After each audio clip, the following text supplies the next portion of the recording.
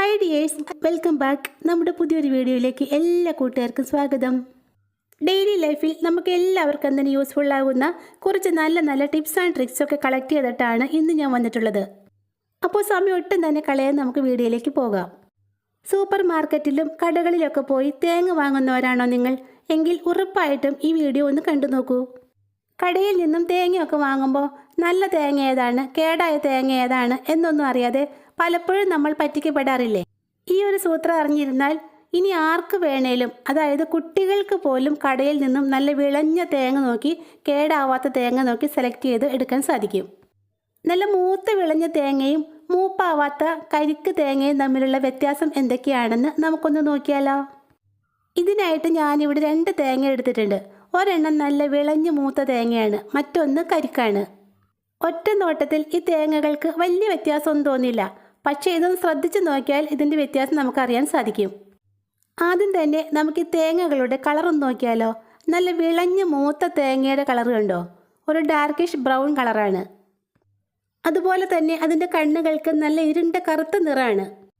എന്നാൽ ഈ തേങ്ങ അത്രയ്ക്ക് അങ്ങോട്ട് വിളഞ്ഞ് മൂക്കാത്ത ഒരു തേങ്ങയാണ്. ഇതിൻ്റെ കളർ കണ്ടോ? വിളഞ്ഞ തേങ്ങയുടെ അത്രയും ഡാർക്ക് കളർ ഇതിനില്ല. ഇതിൻ്റെ കണ്ണുകളുടെ നിറം കണ്ടോ? മൂത്ത തേങ്ങയുടെ അത്രയും കറുപ്പ് നിറമൊന്നും ഇതിൻ്റെ കണ്ണുകൾക്കില്ല.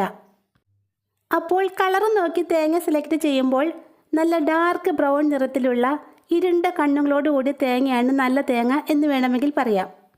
വിളഞ്ഞ തേങ്ങ നോക്കി സെലക്ട് ചെയ്യാനുള്ള നമ്മുടെ സെക്കൻഡ് ടിപ്പ് എന്താണെന്ന് നോക്കാം.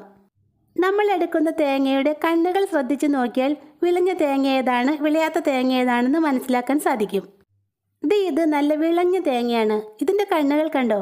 നല്ല ഇരുണ്ട നിറമാണ്. അതുമാത്രമല്ല, കണ്ണുകൾ ഉള്ളിലേക്ക് കുഴിഞ്ഞിരിക്കുന്നത് കണ്ടോ? നല്ല വിളഞ്ഞ തേങ്ങയുടെ കണ്ണുകൾ എപ്പോഴും ഉള്ളിലേക്ക് തന്നെ കുഴിഞ്ഞിരിക്കും. എന്നാൽ മൂപ്പാവാത്ത കരിക്ക് തേങ്ങയുടെ കണ്ണുകൾ കണ്ടോ? ഇതിൻ്റെ കണ്ണുകൾക്ക് ലൈറ്റ് ബ്രൗൺ കളറാണ്. അതുമാത്രമല്ല, ഇതിൻ്റെ കണ്ണുകൾ പുറത്തേക്ക് തള്ളിയിരിക്കുന്നത് കണ്ടോ? ഇത് ഒട്ടും മൂക്കാത്ത തേങ്ങ ആയതുകൊണ്ടാണ് കണ്ണുകൾ ഇങ്ങനെ പുറത്തേക്ക് തള്ളിയിരിക്കുന്നത്. അതുപോലെ തന്നെ ഇതിൻ്റെ മുള വരുന്ന കണ്ണില്ലേ, ആ കണ്ണിലേക്ക് നമ്മുടെ നഖം ഒന്ന് കുത്തി നോക്കിയാൽ അവിടെ കുഴിയുന്നത് കാണാം. അങ്ങനെയുള്ള തേങ്ങയും ഒട്ടും തന്നെ മൂക്കാത്തതാണ്. എന്നാൽ നല്ല മൂത്ത തേങ്ങയുടെ കണ്ണിലേക്ക് കുത്തിയാൽ അവിടെ നഖം താഴില്ല. അപ്പോൾ ഇനി തേങ്ങ വാങ്ങാൻ കടയിൽ പോകുമ്പോൾ ഈ ടിപ്സൊക്കെ ഒന്ന് ഓർത്ത് വെച്ചോളൂ കേട്ടോ. ഇത് ഓർത്തിരിക്കുകയാണെങ്കിൽ നല്ല മൂത്ത് വിളഞ്ഞ തേങ്ങ തന്നെ നോക്കി നമുക്ക് സെലക്ട് ചെയ്യാൻ സാധിക്കും. അതുപോലെ തന്നെ പുറത്തു നിന്നൊക്കെ വാങ്ങുന്ന തേങ്ങ നന്നായിട്ട് കഴുകിയതിന് ശേഷം മാത്രമേ ഉപയോഗിക്കാൻ പാടുള്ളൂ. ഇതൊക്കെ എവിടെ ഇട്ട് ഉണ്ടാക്കിയതാണെന്നോ എത്ര പേരുടെ കൈകളിലൂടെ മറിഞ്ഞു വന്നതാണെന്നോ ഒന്നും നമുക്കറിയില്ല. അപ്പോൾ ഇത്തരം സാധനങ്ങളൊക്കെ നന്നായിട്ട് കഴുകിയതിന് ശേഷം മാത്രമേ യൂസ് ചെയ്യാൻ പാടുള്ളൂ.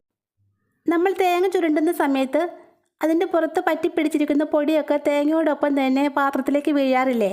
അപ്പോൾ അതിൽ പറ്റിപ്പിടിച്ചിരിക്കുന്ന അഴുക്കും പൊടികളും ഒക്കെയാണ് ഈ പാത്രത്തിലേക്ക് വീഴുന്നത്. അത് ഒഴിവാക്കാനാണ് തേങ്ങ നന്നായിട്ട് കഴുകി തുടച്ചതിന് ശേഷം മാത്രം ചുരണ്ടിയെടുക്കേണ്ടത്. ചിലർക്കൊക്കെ അറിയാവുന്ന ടിപ്പായിരിക്കും ഇത്. എങ്കിലും അറിയാത്തവരുണ്ടല്ലോ, അവർക്കിത് ഒത്തിരി ഉപകാരപ്പെടും. അപ്പോൾ നമ്മുടെ അടുത്ത ടിപ്പ് എന്താണെന്ന് നോക്കാം. നമ്മുടെ എല്ലാവരും വീടുകളിലുള്ള ഒന്നാണല്ലോ മിക്സി. ഈ മിക്സിയുടെ പെട്ടെന്ന് കേടുവരുന്ന ഒരു ഭാഗമാണ് അതിൻ്റെ ജാറുകൾ. മിക്സിയൊക്കെ വാങ്ങിച്ച് 5-6 വർഷം കഴിഞ്ഞാലും അതിന് യാതൊരു കേടുപാടും തന്നെ ഉണ്ടാവാറില്ല. എന്നാൽ പ്രോപ്പറായിട്ട് യൂസ് ചെയ്തില്ലെങ്കിൽ നമ്മുടെ മിക്സി ജാറുകൾക്ക് 5-6 മാസങ്ങൾ കഴിയുമ്പോൾ തന്നെ കേടുവരും. അതായത് അതിൻ്റെ ബ്ലേഡിൻ്റെ ഭാഗമൊക്കെ തുരുമ്പിക്കുകയും കറങ്ങാതെ വരികയൊക്കെ ചെയ്യാറില്ലേ? ഉപയോഗത്തിന് ശേഷം ഇതുപോലുള്ള കുറച്ച് കുഞ്ഞു കുഞ്ഞു ടിപ്സൊക്കെ ചെയ്തു വെച്ചാൽ മതി. എത്ര വർഷം കഴിഞ്ഞാലും നമ്മുടെ മിക്സി ജാറ് കേടാവാതെ സൂക്ഷിക്കാൻ സാധിക്കും. തേങ്ങയും മാവും ഒക്കെ അരച്ചതിന് ശേഷം നമ്മൾ എങ്ങനെയാണ് മിക്സി ജാർ വാഷ് ചെയ്യാറുള്ളത്? ജാറിനുള്ളിലേക്ക് ഒരൽപ്പം ഡിഷ് വാഷ് ഒഴിക്കും, പിന്നീട് കുറച്ച് വെള്ളം ഒഴിക്കും, എന്നിട്ട് ജാറെടുത്ത് കുലുക്കി കഴുകിക്കളയും. ഇങ്ങനെയല്ല ചെയ്യാറുള്ളത്. ഇങ്ങനെ എത്ര തവണ കുലുക്കി കഴുകിയാലും ബ്ലേഡിനടിയിൽ പറ്റിപ്പിടിച്ചിരിക്കുന്ന അഴുക്കൊക്കെ ഉണ്ടല്ലോ, അത് കംപ്ലീറ്റ് ആയിട്ട് അങ്ങോട്ട് പോവില്ല. പുതിയ മിക്സിയൊക്കെ വാങ്ങുമ്പോൾ നമുക്ക് യൂസർ ലീഫ്ലെറ്റ് കിട്ടാറുണ്ട്. അതിൽ മിക്സി ജാറ് പ്രോപ്പറായിട്ട് വാഷ് ചെയ്യുന്ന രീതി എങ്ങനെയാണെന്ന് പറഞ്ഞിട്ടുണ്ട്. പക്ഷെ അതൊന്നും നമ്മൾ ശ്രദ്ധിക്കാറേ ഇല്ല. ലീഫ്ലെറ്റിൽ പറഞ്ഞിരിക്കുന്ന ഇൻസ്ട്രക്ഷൻസൊക്കെ അതേപോലെ തന്നെ നമ്മൾ ഫോളോ ചെയ്യുകയാണെങ്കിൽ നമ്മുടെ മിക്സി ജാറ് വർഷങ്ങളോളം കേടാവാതെ തുരുമ്പിക്കാതെ നമുക്ക് സൂക്ഷിക്കാൻ പറ്റും. അതെങ്ങനെയാണെന്ന് വെച്ചാൽ, ഉപയോഗത്തിന് ശേഷം, അതായത് മാവോ തേങ്ങയൊക്കെ അരച്ചതിന് ശേഷം നമ്മുടെ മിക്സി ജാറിലേക്ക് ഒരൽപ്പം വെള്ളം ഒഴിച്ച് ജസ്റ്റ് ഒന്ന് കഴുകിക്കളയാം.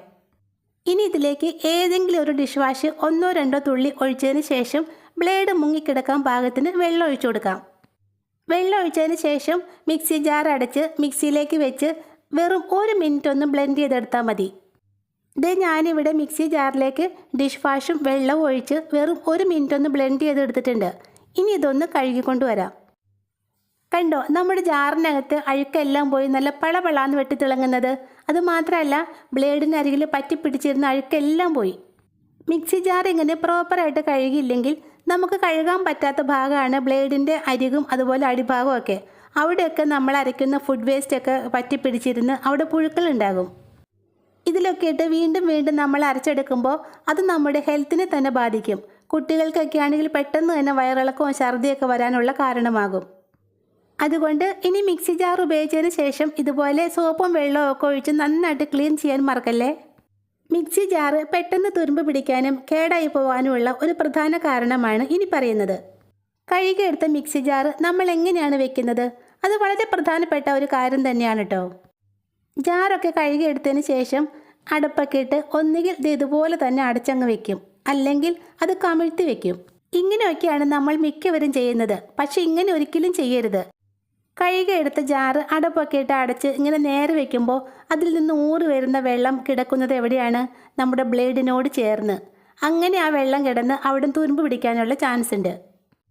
അതുപോലെ ജാറ് ഉണങ്ങാനായിട്ട് നമ്മൾ കമിഴ്ത്തി വയ്ക്കുമ്പോഴും അതിലെ വെള്ളം കിടക്കുന്നത് ബ്ലേഡിൻ്റെ ചുറ്റിലുമായിട്ടാണ്.